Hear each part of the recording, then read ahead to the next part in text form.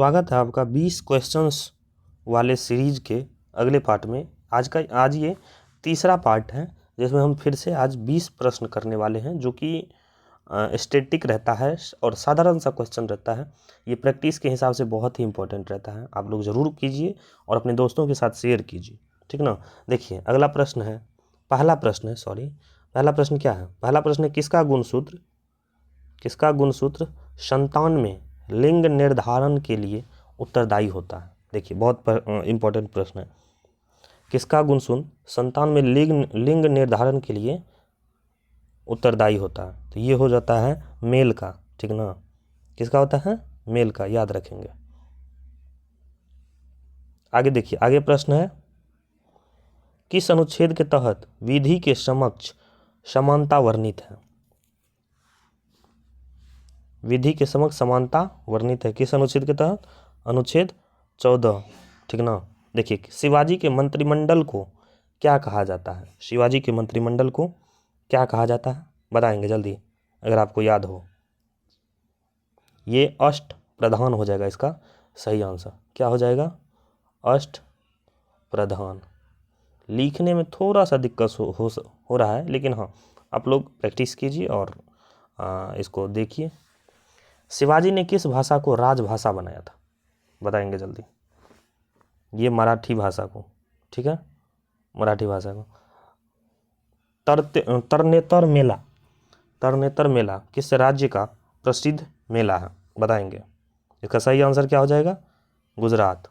देखिए, चंद्रमा पर गुरुत्वाकर्षण का मान पृथ्वी पर के गुरुत्वाकर्षण मान की मात्रा का कितना होता है? साधारण सवाल है, लेकिन स्टैटिक में पूछा जाता है कि चंद्रमा पर गुरुत्वाकर्षण का मान पृथ्वी पर के गुरुत्वाकर्षण के मान का कितना होता है? बताएंगे जल्दी। ये हो जाता है 1/6, ठीक ना, याद रखेंगे। कौन भारत का अंतिम वायसराय था? चलिए बताइए, अंतिम वायसराय कौन था? लॉर्ड माउंटबेटन, ठीक ना। देखिए आगे है, भारत की कौन सी पंचवर्षीय योजना में खादी एवं ग्रामीण उद्योग आयोग की स्थापना किया गया था? खादी एवं ग्रामीण उद्योग आयोग की स्थापना की गई थी किस पंचवर्षीय योजना में? तो इसका सही आंसर क्या हो जाएगा? सेकंड, द्वितीय पंचवर्षीय योजना जो था उसी में खादी एवं ग्रामीण आयोग मतलब उद्योग योजना की स्थापना की गई थी। देखिए अब है, आर्य समाज की स्थापना किसने की थी? आर्य समाज की स्थापना किस वर्ष की गई थी? सही आंसर क्या हो जाएगा? 75 में, 1875 में।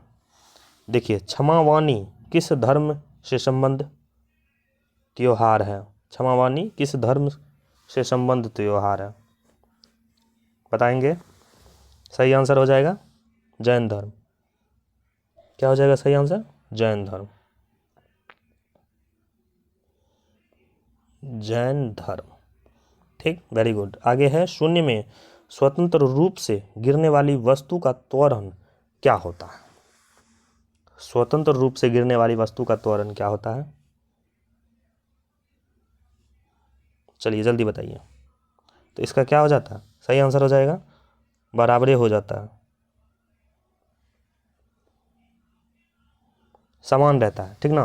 किस अनुच्छेद में लोक नियोजन के विषय में अवसर की समता प्रदान की गई थी? किस अनुच्छेद में लोक नियोजन के विषय में अवसर की समता प्रदान की गई थी? तो ये हो जाएगा अनुच्छेद 16, ठीक ना। लिखने में थोड़ा सा ऊपर नीचे हो रहा होगा, लेकिन आप लोग एडजस्ट करेंगे। देखिए, किस विधि द्वारा मिश्रण में उपस्थित घटकों का पृथक्करण किया जाता है? पृथक्करण क्या हो जाता है? अलग करना। किस विधि द्वारा मिश्रण में उपस्थित घटकों को अलग किया जाता है? सीधे समझेंगे, क्रिस्टलन विधि। ये हो जाएगा क्रिस्टलन। सारे का आंसर नीचे वैसे लिखा हुआ है, मैं अभी बता रहा हूँ। अगर नीचे आप लोग देख लेंगे तो फिर ये जो डायरेक्ट होगा विदाउट ऑब्जेक्टिव का, विदाउट ऑप्शंस का जो सवाल मिल रहा है, इससे आपकी सोचन शक्ति में वृद्धि होता है। इसीलिए हम इस तरह के क्वेश्चन डिजाइन किए हैं। ठीक है, किसने आर्य समाज की स्थापना की थी, बताएंगे किसने आर्य समाज की स्थापना की थी।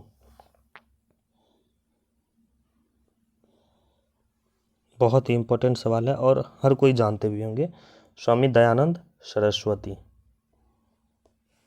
आगे देखिए, नवरोज किस लोगों का नववर्ष दिवस है, बताएंगे नवरोज किसका नव वर्ष है। अपने लोग का जैसे इंग्लिश में 1 जनवरी को मनाते हैं, उसी तरह से नवरोज किन लोगों का नव वर्ष है। ये पारसी लोग जो होते हैं उनका नव वर्ष है, ठीक ना, पारसी लोगों का। देखिए, रोहिणी श्रेणी के प्रथम उपग्रह का प्रक्षेपण किस वर्ष किया गया था।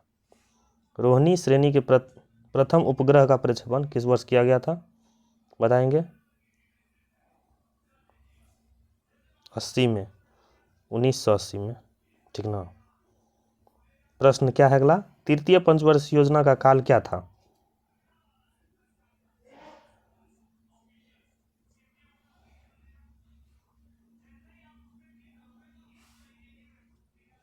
सीधी सी बात है, 1961 से 66 हो जाएगा, ठीक ना, 61 से 66, साधारण सी बात है।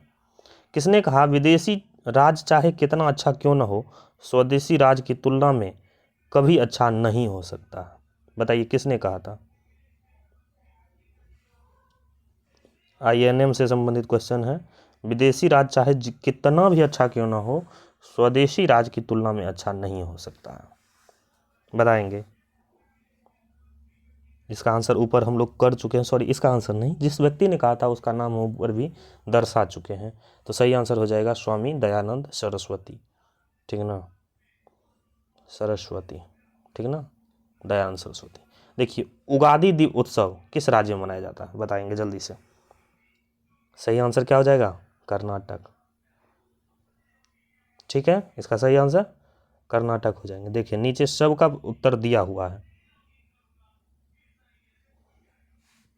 कर्नाटक है, ठीक ना।